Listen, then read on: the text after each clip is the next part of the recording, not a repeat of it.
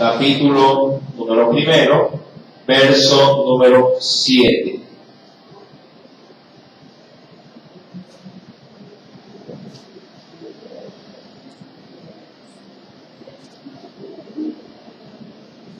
¿Lo tienen?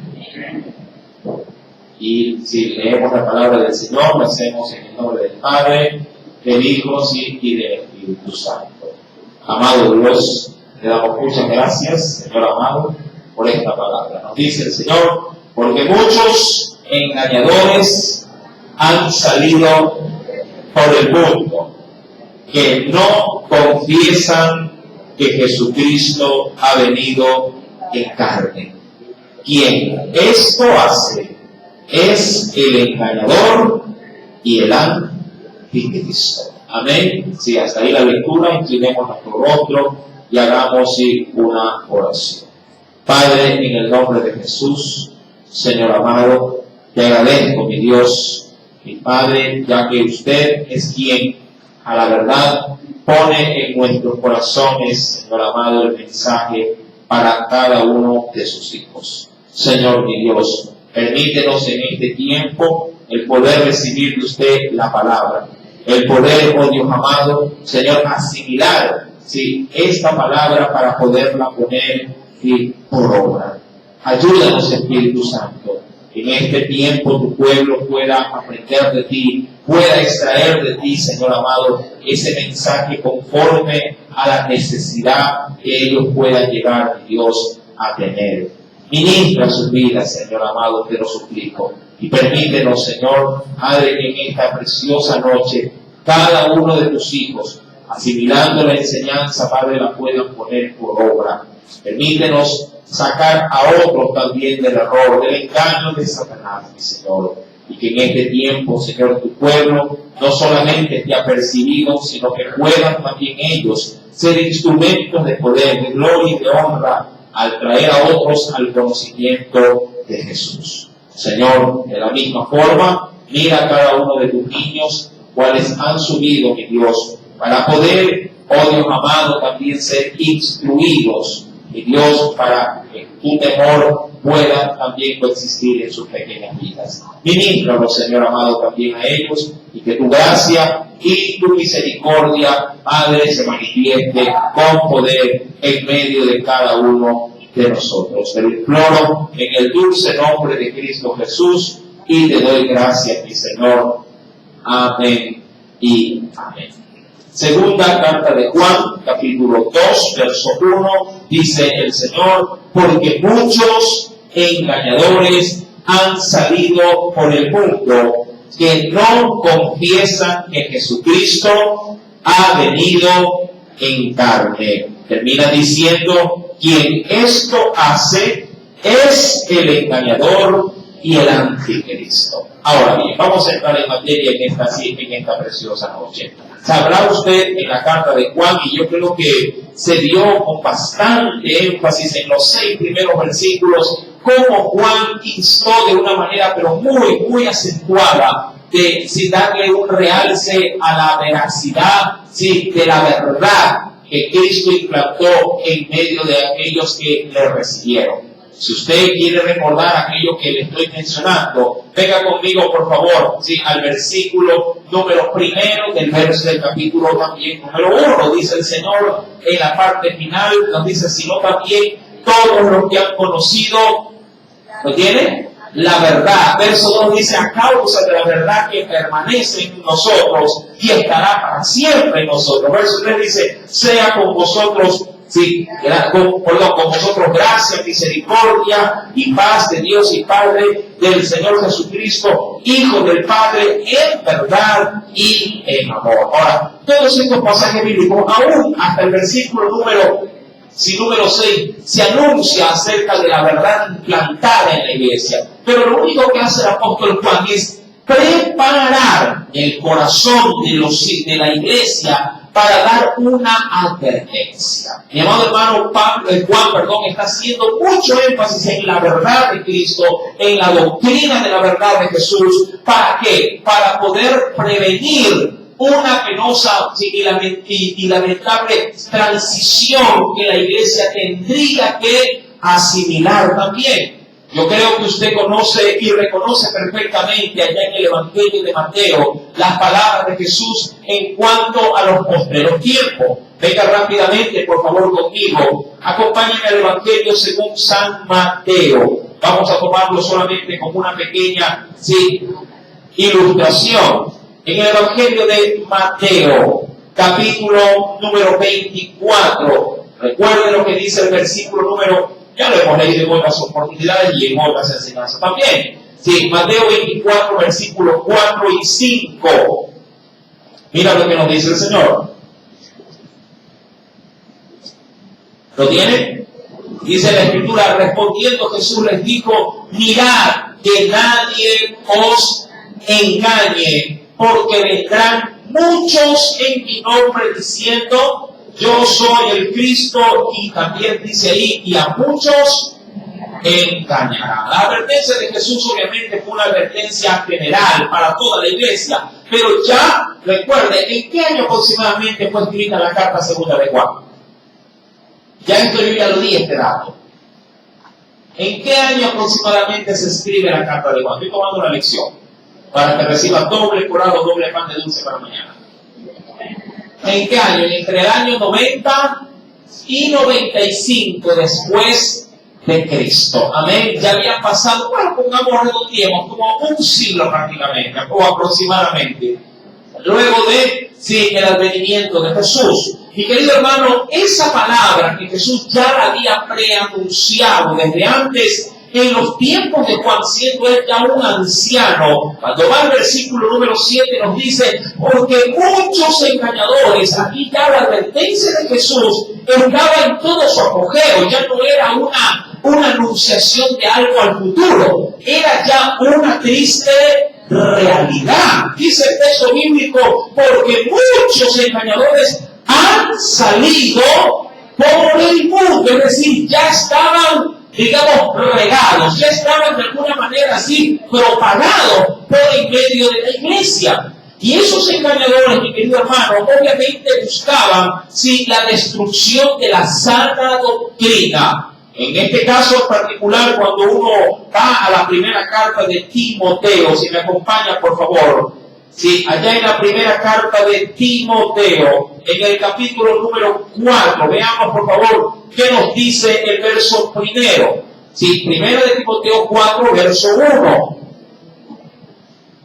Ya las malas doctrinas estaban en su apogeo. Y mire, aquí tenemos un ejemplo o una referencia de en qué consistían esas malas doctrinas, obviamente que venían de hombres que no tenían el Espíritu de Dios, sino que hablaban de sí o eran influenciados por el mismo enemigo. Mira lo que nos dice. Verso primero, Pero el Espíritu, ¿va conmigo? Dice claramente que en los postreros tiempos algunos apostatarán de la fe. Mira que aquí la advertencia es a futuro, pero en las cartas de Juan ya no es a futuro, está sucediendo, está ocurriendo. Verso primero sigue diciendo, escuchando a espíritus engañadores y a doctrinas o enseñanzas, pero ¿de dónde vienen estas enseñanzas? De demonios, demoníacos, diríamos infernales. Verso número 2. Se nos dice aún más de las características de estos portadores de este mensaje. Dice, por la hipocresía de mentirosos que teniendo cauterizada, ¿qué cosa? La conciencia.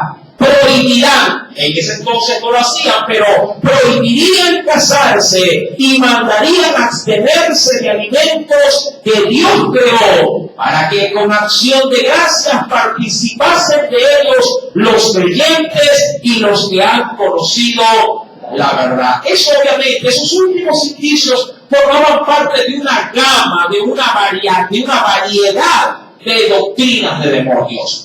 Obviamente, diríamos que con enseñanzas como estas tratarían de que a la iglesia someterla a una, diríamos, cristiandad, pero sujeta a un legalismo.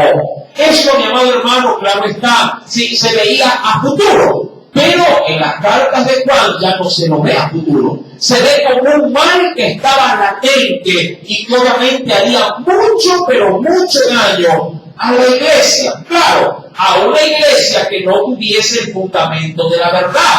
Amado, porque cuando la verdad tiene, primer lugar en la iglesia, pueden venir 1001 dogmas humanos. Aquel que conoce la verdad desecha todo aquello y se queda con el fundamento que es Cristo. Ahora bien, cuando retomamos, por favor, volviendo a la segunda carta de Juan, capítulo 1, dice pues en el versículo número 7, porque muchos, y eso es lo penoso, no había algunos pocos, muchos engañadores han salido por el mundo. Llamado un mal, obviamente ya se vivía en los tiempos de la iglesia primitiva.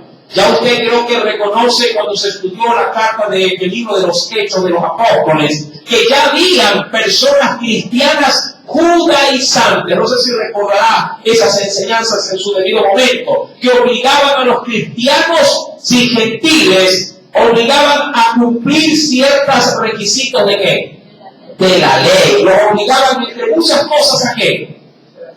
A circuncidarse, a cortar el prepucio, de la carne, del sexo masculino, del grande, para poder de alguna forma, sujetarse a los lineamientos de la ley y formar parte, de acuerdo a ese lineamiento, al pueblo de Dios. También, mi amado hermano, les hacían cumplir ciertos votos propiamente litúrgicos, pero del antiguo pacto. Ese problema tuvo su apogeo en su debido momento. Pero en los tiempos de Juan, esta situación fue de alguna manera cambiando. Ya la doctrina, o la mala doctrina que fluía, era con respecto a la naturaleza del mismo Salvador. Ya que cuando uno va a la Escritura, mi amado hermano, dice en el versículo número 7, que estos eran engañadores y ahora ya no se limitaban solamente a tratar de judaizar a la iglesia cristiana en Israel, sino que habían salido, dice la Biblia, ¿por dónde?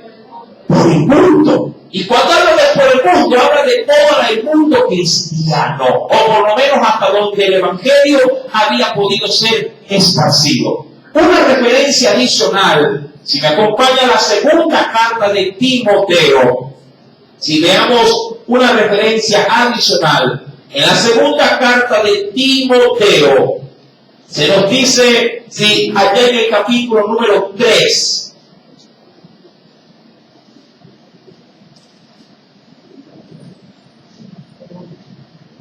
hablando acerca de los engañadores, según de Timoteo capítulo 3, verso 12, se nos dice el Señor en el versículo 12 hasta el versículo número 14, quiero llegar, ¿lo tiene? Dice el Señor, y también todos los que quieren vivir piadosamente, es decir, honrando la palabra de Dios, en Cristo Jesús, ¿qué van a pasar?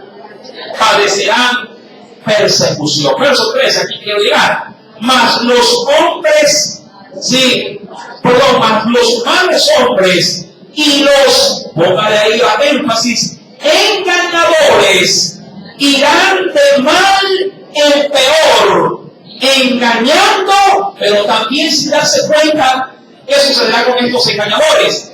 Y siendo también engañados. Verso 14, frente a este suceso, ¿cuál era la recomendación? Pero persiste tú en lo que has aprendido y te persuadiste sabiendo de quién has aprendido. Es evidente que es inevitable, y eso es una realidad hasta el día de hoy, es inevitable que salgan nuevas sectas o que en el movimiento sectario hayan doctrinas de demonio. Mire, amado hermano, sin ir tan lejos, creo que a la muerte de este varón que promulgó este movimiento de creciendo en gracia, ¿cuántos recuerdan a José Luis de Jesús Miranda, verdad? Tuvo un impacto negativo terrible en medio de la iglesia cristiana evangélica. La mayoría de los seguidores eran cristianos evangélicos faltos de conocimiento bíblico. Amén. Pero a la muerte de él, el mal no quedó ahí. la esposa de él o la viuda quedó al frente de ese supuesto movimiento sectario y ahora ella se hace llamar la madre de la iglesia, la madre de Jerusalén. Ella, mi amado hermano, ha adoptado de alguna forma los adeptos de Creciendo en Gracia y les ha hecho creer una nueva mentira. Prácticamente ella ahora se testifica de que es la única que puede inclusive cambiar sin las Escrituras. Siendo ella la elegida como la madre de la iglesia, tiene la autoridad para poder tergiversar lo que la Biblia enseña. Se ha puesto como una especie de sustituta o intermediario entre Dios y los hombres. Mi amado hermano, claro, doctrinas como esta, que para mí son una salvajada, que intento le dar un término. Mi amado, gente indocta come eso, lo cree y así lo practica. Mi amado hermano, pero la iglesia que tiene conocimiento de Dios obviamente rechaza dichas aseveraciones porque conoce la verdad de la Biblia. Recuerde lo que se leía, mi amado hermano, con respecto a lo que Juan ya dio como una especie de preparativo antes de darle la advertencia del engaño. La iglesia crecía en el fundamento de la verdad. Ahora bien, ¿qué es lo que se decía en aquel entonces? En el verso número 7, recuerde, luego de que el Señor a través de Juan le hace saber a la iglesia que habían ya muchos engañadores que habían salido por el mundo. Es decir, la doctrina, porque aquí este pasaje bíblico anuncia dos cosas. Primero, que hay engañadores. Y segundo, ¿qué es lo que dicen o cuál es la base del fundamento de su engaño? Yo sé perfectamente que este tipo de declaraciones o de enseñanzas ya en la actualidad, diríamos, no han tenido mayor efecto, pero cuando recién surgieron, dañaron a mucho pueblo cristiano. Diríamos que las falsas doctrinas, con el pasar de los años, de los tiempos, van renovando, por así decirlo, sus falsas doctrinas. Pero cada mala doctrina o cada doctrina de demonio va haciendo, con el pasar también de los años, más daño a la iglesia cristiana. Eso sí. Ahora, ¿cuál es el engaño como tal? Dice la Escritura en el verso 7, que no confiesan que Jesucristo ha venido en carne. Ahora, quisiera, como para dar un preámbulo, para adentrarnos en esta situación propia de la época, porque yo creo que en la actualidad eso ya no es tema tanto de discusión. Aún hasta muchas sectas falsas creen que Jesús vino en carne. Y cuando hablo de carne, hablo de un término griego llamado soma, que no es otra cosa más que cuerpo. Ellos en algún momento dijeron, Jesús vino, pero no en cuerpo. Vino, pero en espíritu. Posiblemente se podría entender que había venido como un espíritu divino que se habría de encarnar en un cuerpo común y corriente. Pero esa aceleración, mi amado hermano, para la iglesia de aquel entonces fue, diríamos, como un movimiento telúrico que hizo a más de uno sin poner dudas en el sano evangelio que había sido en su debido momento implantado. Ahora, pero como les mencioné, quiero hacer un foro. ¿Qué repercusiones cree usted que pudo llegar a tener el poder enseñarle o poder darle a conocer a la iglesia una doctrina que hacía hincapié en que Jesús no había venido en cuerpo o en carne? Pregunto, ¿qué repercusiones cree usted que tuvo dicha doctrina? ¿O qué implica que Jesús no haya venido en carne? Empecemos por ahí. ¿Qué es lo que no implica que Jesús haya venido en carne? ¿Qué creen ustedes? Vamos a suponer, como para que me puedan entender un poquito más, la pregunta, como un ejercicio de pronto un poquito más identificado con su entorno. Dígalo o véalo de esta manera. Siempre tomo el tema familiar como base. ¿Cuántos tienen hijos? Perfecto. ¿Cuántos creen que ellos han nacido? ¿Verdad? Perfecto. Vamos a suponer que viene alguien que no conoce su hijo. Así de simple, no lo conoce. Y usted en una conversación ocasional porque encontró a esa otra persona en la calle dice, ¿sabes qué? Yo tengo un hijo. Y esa persona le dijo a usted, yo no quiero que tenga un hijo. Sí, yo lo tengo. Y comienza de alguna manera una diferencia de opiniones. Usted aseverando que lo tiene y otro aseverando porque no lo tiene en ese momento, que no lo tiene. Miren cómo se va a plantar, o se va a plasmar el problema. Usted puede decir, mira, sí tengo. Y claro, tanta insistencia, la otra persona le dirá, perfecto, evidencias. Déjame ver. Claro, no lo tiene en ese momento. Porque de pronto lo encontró a ese amigo o esa persona en la calle o en algún lugar, obviamente, que no está cerca de su hogar. Pregunto, ¿cómo usted comienza a darme pruebas de que tiene un hijo? ¿De qué podría valerse usted? Posiblemente podría valerse, ahora que tenemos las herramientas, diríamos así, tenemos las herramientas tecnológicas como para poder decir, mírale, aquí está, y le perdés ver una foto. Ni tengo que ver. Sí, pero aquí hay una navideña. Bueno, ahí hay una foto. Digo, bueno, aquí está mi hija. Y pregunto yo, ¿cómo sabe el otro que verdaderamente la foto que yo le enseño es de mi hija? Bueno, pues eso cuando se parecen los muchachos. Y cuando no se parecen. En el caso de la familia de mi esposa, mi cuñada, hermana en carne de mi esposa, no se parece. Mi esposa es un poquito trigueña, la hermana de ella es muy blanca. Tiene ella ojos claros, la mía tiene ojos oscuros. Cualquiera diría que es. ¿Ah? Por aquí el hermano Pastor, por aquí, ¿no? Cualquiera diría, no, esa es mi hermana, es de otra persona. Amado, ¿a dónde quiere llegar con toda esta pragmatización? Amado, a que se puso entera de duda. Ahí quiero llegar. Se puso entera de duda la existencia en carne de ¿quién? De Jesús.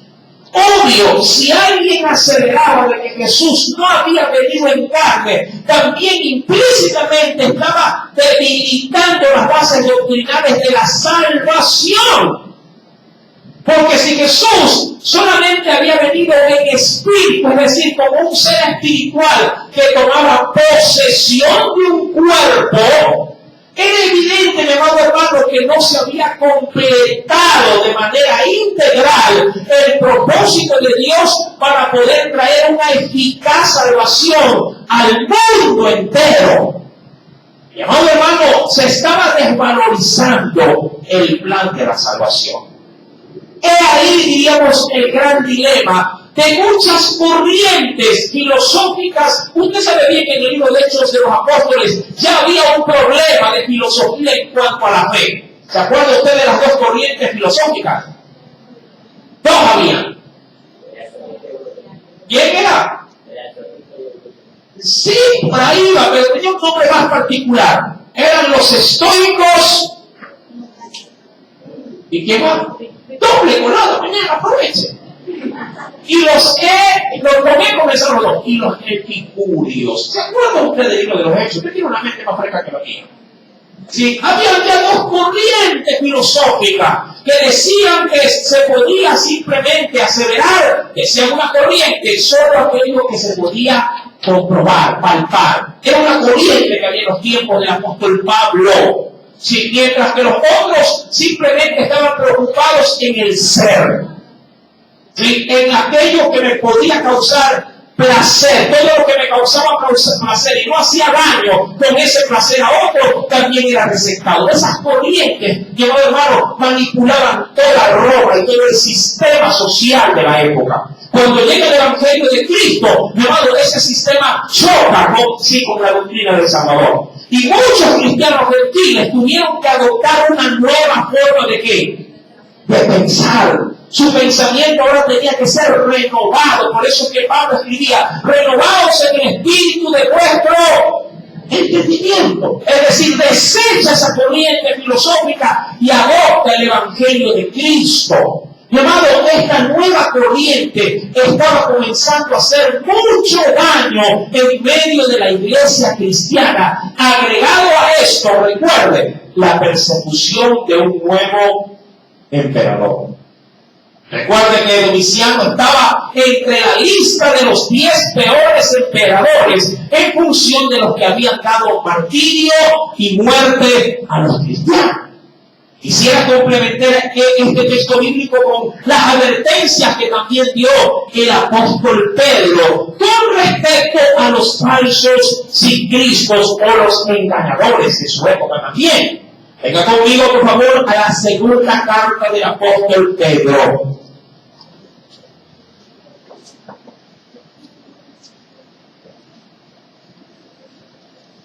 Segunda carta del apóstol San Pedro.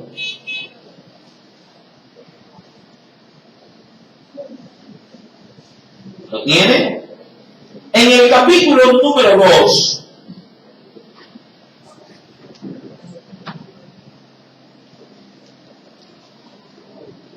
Mira la advertencia que da el apóstol Pedro desde el versículo número 1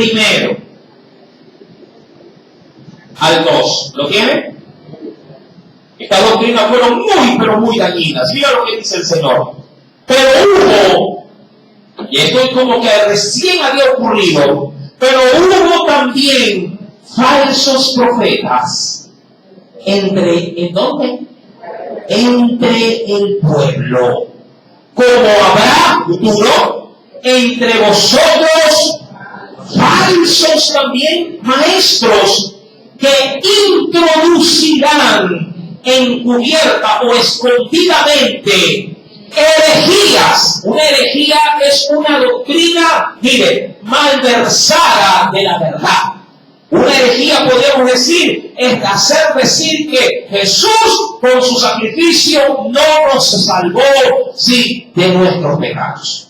Eso es una herejía. Ahora, versículo número 1 sigue diciendo: introducirán encubiertamente herejías destructoras.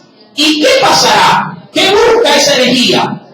Aún negarán al Señor que los rescató, atrayendo sobre sí mismo destrucción repentina. Mira el daño que provocan con esta enseñanza. Ahora, ¿qué busca Satanás a través de estas herejías? Lo que dice el verso 2. Eso es lo que busca. Ese es el fin de una herejía, de una doctrina de demonio. ¿Qué? ¿Cuál es el fin? Muchos seguirán sus disoluciones, por causa de los cuales el camino de la verdad será blasfemado. Hay un texto bíblico allá en la carta de los Gálatas. Venga conmigo, por favor, al capítulo número 2. En la carta de los Gálatas, queriendo tomar otra pequeña referencia también, en el capítulo número 2,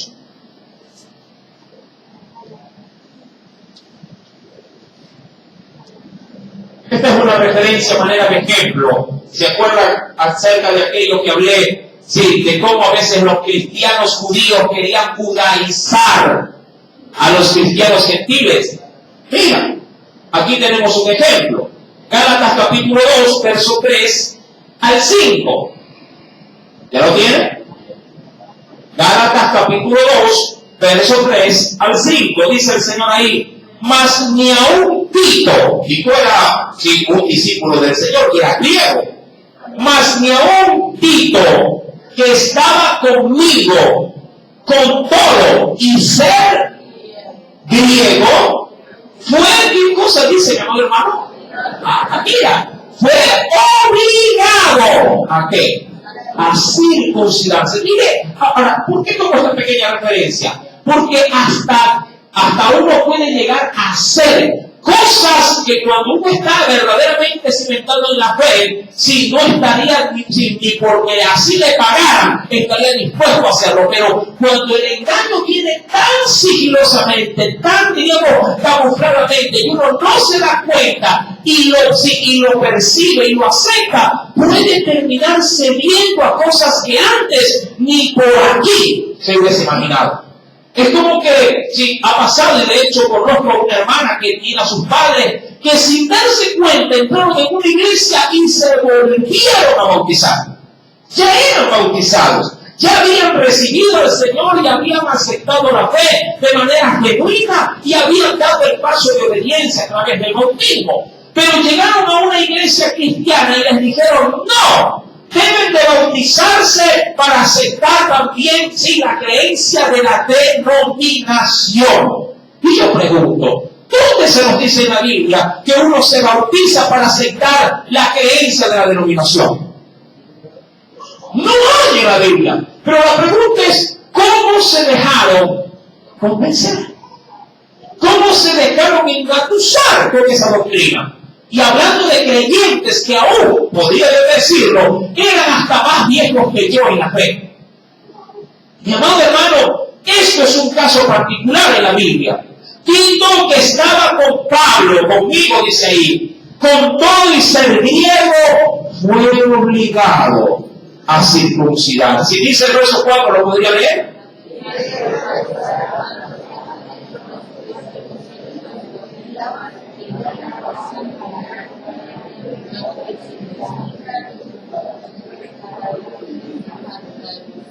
Ahora, ¿quién llevó este tipo de doctrina a la iglesia? Falsos hermanos. Estaban ahí. Y de alguna forma, al susurro, diríamos al comentario, y usando con suavidad palabras, comenzaron a decir, oye, pero recuerda que, como decimos yo, la Biblia es una sola, el Antiguo y el Nuevo Testamento es una sola, por así decirlo. Sí, y dijeron, ¿y no te parece como para estar seguro haber recibido a Jesús, también no deberías, por si acaso, también bautizarte? También circuncidarse. Y ellos dijeron, no creo. Claro, debes de hacerlo. Mira, la Biblia dice, sí, que la circuncisión es el pacto de Dios con el pueblo. Sí, pero ahora estamos escritos, sí, pero no podemos desvalorizar el mandamiento del Padre de Jesús. Y poco a poco comenzaron a convencer. Comenzó a cobrar coherencia lo que se decía. Y cuando menos se dieron cuenta, Tito estaba sobre la tabla, diríamos, de la circuncisión, y el sacerdote judío serruchando, cortando. Muchos cristianos, sin darse cuenta, a veces por falta de conocimiento de la palabra, terminan en un valle de sufrir. Creo yo que un 80% de cristianos evangélicos están, llamados hermanos, llenando iglesias como pares de sufrir. Porque no pudieron discernir entre la verdad escritural y lo que se les decía a las 12 de la noche en un programa de televisión. ¿Se da cuenta? La falta de discernimiento de la palabra los llevó terminando al error. Fueron engañados. Y una vez engañados, mi amado hermano, entramos en condenación. Recuerda que si un ciego guía a otro ciego, ambos caerán en el hoyo. Y querido hermano, en el verso 5 termina diciendo el apóstol Pablo en esta referencia, a los cuales ni por un momento accedimos a someternos para que la verdad del Evangelio permaneciese con vosotros. Retomando pues, mi querido hermano, la segunda carta del apóstol Juan. ¿Sí? Segunda carta de Juan, capítulo primero, verso número, recuerda, versículo número 7, que se nos dice así, que no confesaban que Jesucristo había venido en carne, Y ahí termina dándole la categoría de cómo, o de que en qué se encasillan estos engañadores. Dice ahí, quien esto hace, no son los engañadores, no son los hombres, sino quien mismo. Quien esto hace es el engañador, hablando esto del diablo, y el anticristo. Claro, no es que hable en este caso Juan, acerca del gran anticristo que habrá de venir en los posteriores tiempos, sino que habla acerca del espíritu del anticristo que de alguna manera ya comienza a ejercer presión en medio de una sociedad corrupta y que obviamente al desconocer la escritura le da la apertura a estas sectas. Ese espíritu, amado hermano, en la actualidad rige muchas creencias aparentemente cristianas. Claro, se presentan como un verdadero cristianismo, pero ya cuando usted hurga, cuando usted escarba dentro, diríamos así, de su doctrina, encuentra la falsedad por doquier. Y ahí que no es extraño de pronto ver, aún en el medio cristiano evangélico, muchos que han ingresado en esta, diríamos, denominada secta, como lo es, apostólica del nombre de Jesús. Estamos en la actualidad plagados de pequeños templos denominados Iglesia Cristiana Apostólica del nombre de Jesús. Los que ahondan en sus doctrinas se dan cuenta de que son Jesús solo o solo Jesús, le dice. Donde el Padre es Jesús, donde el Hijo es Jesús y donde el Espíritu Santo también es Jesús. Esto tira también abajo el fundamento doctrinal, de la Escritura. Amado, debemos tener sumo cuidado en lo que digerimos espiritualmente. Si un cristiano lleno de la palabra nunca caerá en el error. Amado hermano, continuando dentro de este estudio, cuando uno va a la carta de Judas, acompáñeme por favor.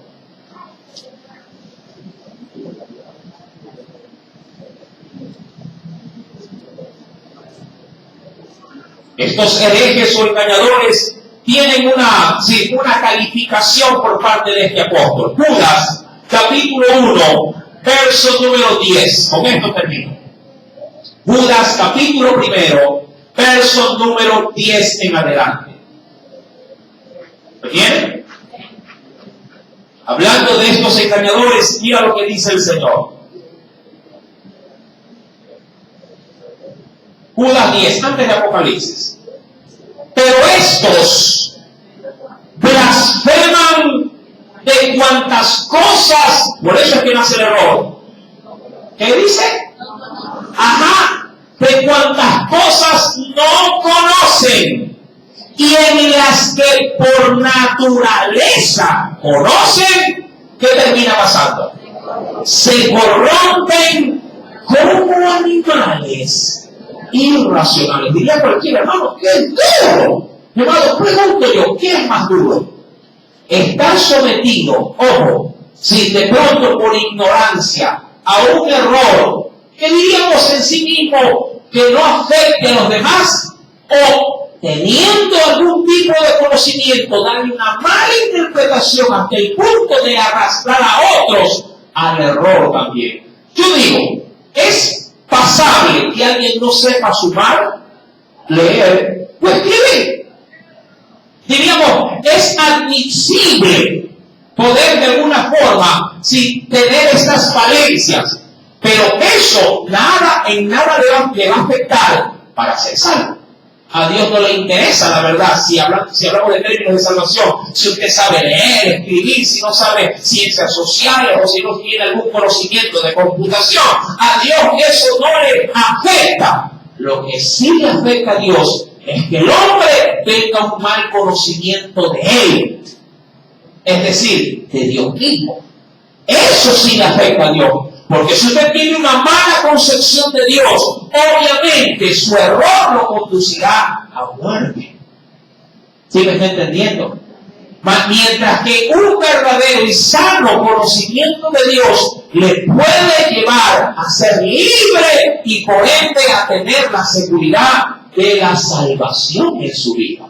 Mi querido hermano, la Escritura pues nos dice en la carta de Judas que estos blasfemaban de cosas que no conocían y en las que por naturaleza conocen, se corrompían como animales irracionales. Avanzo un poquito más. Versículo número 12, hablando de estos falsos maestros, dice la Biblia, estos, ¿cómo los consideran? Son manchas en vuestros ágapes, que comiendo impúdicamente con vosotros, porque obviamente los falsos maestros están en medio de la iglesia, comiendo impúdicamente con vosotros, ¿qué pasa con ellos? Se apacientan a sí mismos. ¿Pero qué cosas son? Nubes sin agua, llevadas por acá, para allá, por los vientos, árboles otoñales sin frutos, 2 veces muertos y al mismo tiempo, es decir, arrancados. ¿Y por qué dirá 2 veces muertos? Es una expresión muy particular, porque están muertos espiritualmente. Y también cuando sufran la muerte física, estarán muertos de por vida también. Mi querido hermano, estas son, y de alguna forma, los calificativos que le daban los apóstoles a estos falsos hermanos o falsos maestros que introducían herejías destructoras. Para concluir, mi querido hermano, la carta del apóstol Juan, la segunda carta de Juan, en ese precioso capítulo 1, versículo número 7, nos termina diciendo, quien esto hace es el engañador y el anticristo. ¿Sí? Una vez descubierto el problema, viene la advertencia. Verso 8, y esto lo vamos a analizar la próxima semana. Mirad por vosotros mismos, para que no perdáis el fruto de vuestro trabajo, sino que recibáis galardón completo. ¿En qué consiste esta verdad escritural? El próximo día sábado lo estaremos analizando con la ayuda del Espíritu Santo. Amén. Mientras tanto, démosle una fuerte aplauso al Señor y recuerden de tener sumo cuidado a quien escucha. Sí, mi advertencia sana para ustedes es esta. Sí, tengan mucho cuidado sobre todo con qué oído escucha, sobre todo doctrinas en el internet. ¿Sí? Amado hermano, hay quienes podrían llegar a decir, hermano, yo no me rozo con ese tipo de gente, pero en la pantalla de su monitor bien puede estar escuchando doctrinas que le pueden llegar a confundir o en el mayor extremo a apartar de la verdad. Amén. Sí, oremos al Señor y demos a Él las gracias. Padre, en el nombre de Cristo Jesús, es evidente que